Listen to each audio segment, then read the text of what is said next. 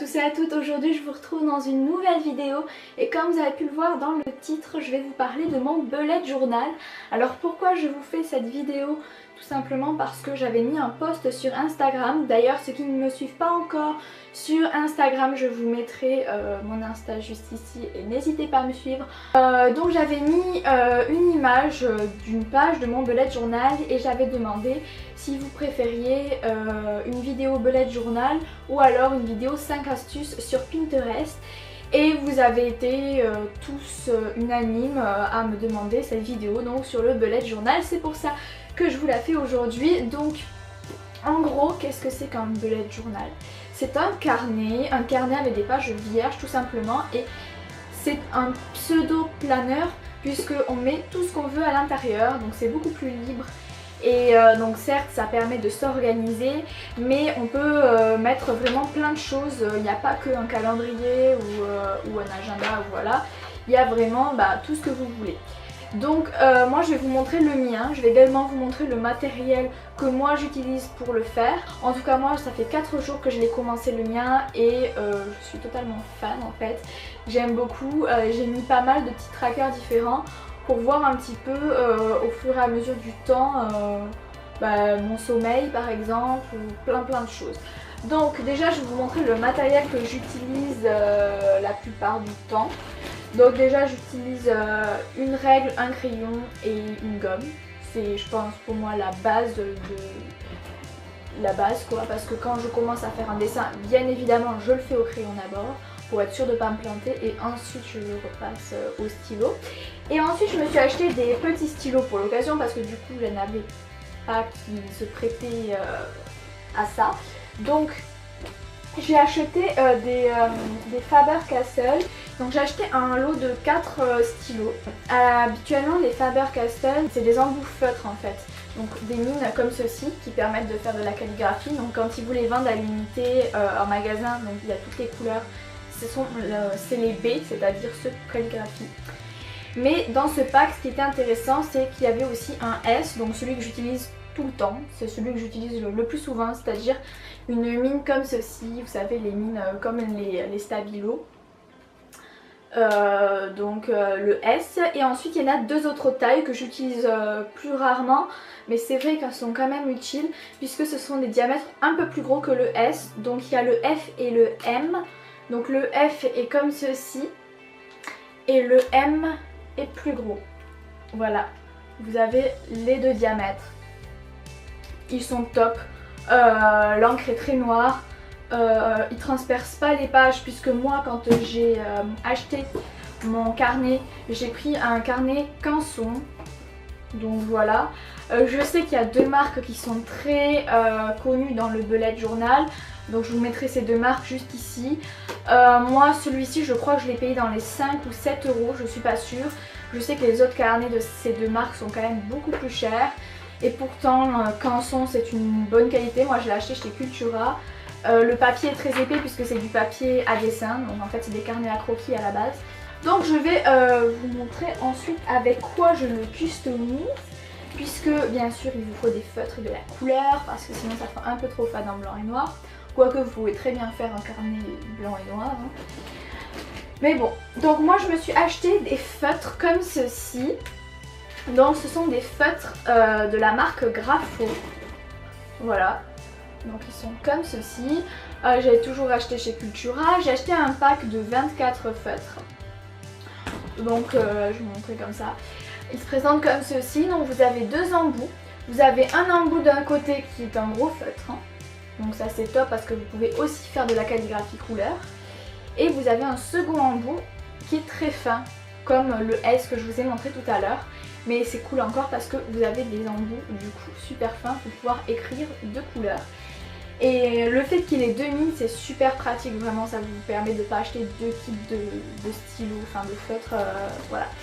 Donc au niveau couleur, il y a vraiment plein de couleurs. Le petit bémol que je dirais, c'est que sur ce kit là, moi j'ai acheté les 24 parce qu'en fait il y avait celui-ci. Il y avait celui-ci et celui-ci c'est un réservoir en gros. un transparent où vous n'avez que de l'eau. Donc comme ce sont des feutres à eau, comme je vous l'ai dit, vous pouvez dégrader les couleurs et faire comme de l'aquarelle. Donc ça c'est franchement super top. Et donc comme je disais, le bémol de ce kit malheureusement c'est qu'il y a énormément de nuances de bleu comme vous pouvez le voir. Mais de vert il n'y en a qu'un. Voire deux à la limite, puisque il y en a celui-ci. Alors vous me direz peut-être que c'est un jaune, mais au niveau de la mine c'est quand même un vert très très pâle, mais il n'y a pas l'intermédiaire entre les deux. Et ça franchement c'est dommage qu'ils aient mis autant de nuances de bleu et pas de nuances de vert. Donc voilà, maintenant je vais vous montrer comment j'ai construit le mien. C'est un exemple, vous n'êtes pas obligé de reproduire la même chose et voilà, enfin je vous conseille pas d'ailleurs parce que un bullet journal c'est quand même personnel, ça doit correspondre à la personne et voilà. Alors je vous cache pas que j'ai pris plein d'inspiration sur Pinterest, d'ailleurs allez voir sur Pinterest. Vous tapez bullet journal dans la barre de recherche et vous allez voir il y a plein d'exemples qui sortent. Moi c'est pour les polices, les calligraphies etc, je m'en suis inspirée. Donc comment je l'ai commencé? Donc là premièrement j'ai la page canson, donc ça je pouvais pas écrire dessus. Du coup j'ai commencé sur cette double page là. Donc celle-ci je l'ai laissée vide volontairement et j'ai marqué mon nom juste en haut. Ça commence sur cette page là où j'ai marqué mon bullet journal. Donc voilà, j'ai essayé de faire une petite déco sympathique. Le plus important dans un bullet journal c'est de numéroter les pages. Donc vous voyez moi j'ai commencé là à 1. Et ensuite j'ai continué. Puisqu'en fait dans un bullet journal on met un index. Donc voilà comment se présente le mien. Donc j'ai laissé cette page vide parce que forcément l'index va se remplir au fur et à mesure et qu'il me faudra de la place. En fait je marque la page et je marque à quoi ça correspond. Voilà, donc ça permet un peu de se repérer dans le carnet. Ensuite nous avons les clés. Donc vous pouvez mettre en français ou en anglais. Je trouvais qu'en anglais ça faisait un truc un petit peu plus sympa. Donc ça se présente comme ceci. Donc j'ai mis des codes avec des petits croix, des petits ronds, etc. Et des codes couleurs.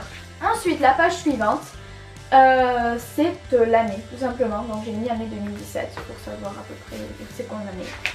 Voilà, avec une petite déco florale. Voilà. Ensuite, j'ai fait une page qui, moi, va me servir énormément puisque c'est ma page mot de passe. Donc je vous montrerai pas forcément tous mes mots de passe.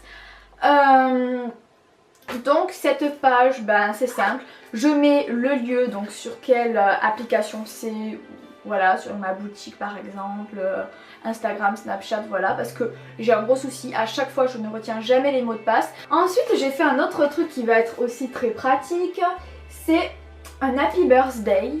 Donc en gros, c'est une espèce de petit cylindre que j'ai fait moi au compas, voilà. Où j'ai séparé en 12 quartiers et dans chaque quartier il y a les mois. Donc ça c'est une inspiration toute prête de Pinterest, j'ai trouvé ça excellent. Et à chaque fois je mets des petits tirets et je mets le jour et la personne à qui c'est l'anniversaire. Et ça me permet vraiment de me repérer pour chaque mois et ne pas oublier de souhaiter les anniversaires. Donc voilà, c'est une petite idée et franchement j'ai trouvé ça sympa.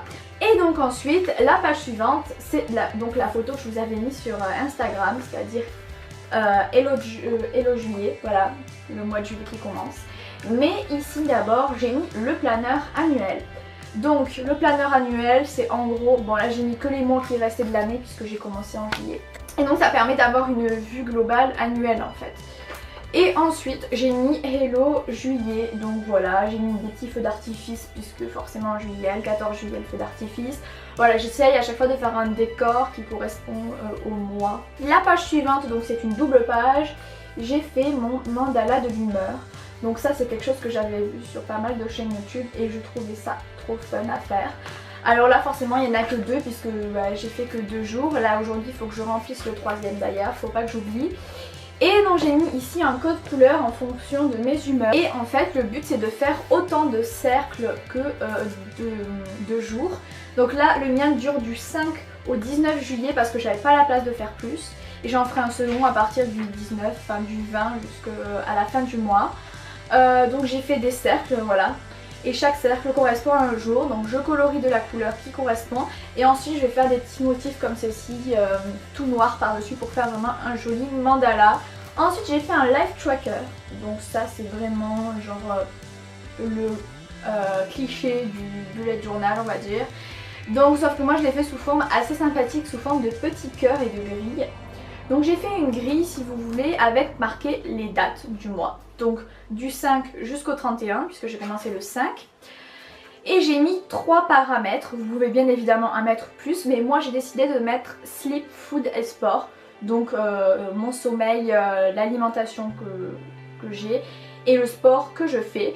Donc j'ai mis 3 critères, mauvais, moyen et bien. Ensuite j'ai fait une to-do list. Donc ici, donc la to-do list, je pense que vous connaissez, c'est les choses à faire durant ce mois-là. Et ensuite j'ai mis un bouton YouTube parce que forcément je suis youtubeuse, donc je mets aussi les vidéos que je veux faire et les vidéos qui sont tournées, voilà. Ensuite j'ai fait une film list, donc une liste de films, donc pour l'instant il n'y en a que 2. Donc il y a Alerte à Malibu, Baywatch et Le Manoir. Ce sont 2 films que j'aimerais bien aller voir, voilà. J'ai mis des cases et une fois que je les aurai vus, je cocherai. Et ensuite, voilà, mon tracker de tous les jours de la semaine commence. Et chaque jour, je marque ce que j'ai fait, tout simplement. Donc j'ai continué à le faire pour les semaines suivantes. Voilà, donc semaine du 10 au 16. Et j'ai terminé en mettant une petite citation, parce que voilà, j'avais envie de mettre une petite citation, je trouvais ça assez sympa. J'ai mis un petit décor assez été, on va dire, donc une petite planche de surf et un cône de glace. Et j'ai mis rester c'est exister, voyager c'est vivre, voilà. Tout ça pour dire que j'adore voyager. Et je trouve que cette petite citation est assez sympa. Et voilà, ça s'arrête là pour l'instant. Voilà, je vais bien sûr le continuer, faire les pages des semaines qui suivent. J'espère que ce petit aperçu vous aura plu. Voilà, moi c'est les paramètres que j'ai décidé de mettre dans mon petit bullet. Si vous voulez d'autres vidéos prochainement, quand j'aurai avancé le bullet pour voir la suite de ce que j'ai fait, dites-moi le, il n'y a aucun souci. Et si vous désirez que je le fasse en direct, dites-moi le également. Ça peut être sympa, je pense. Je vous fais de gros bisous et je vous dis à plus dans une prochaine vidéo. Bye bye.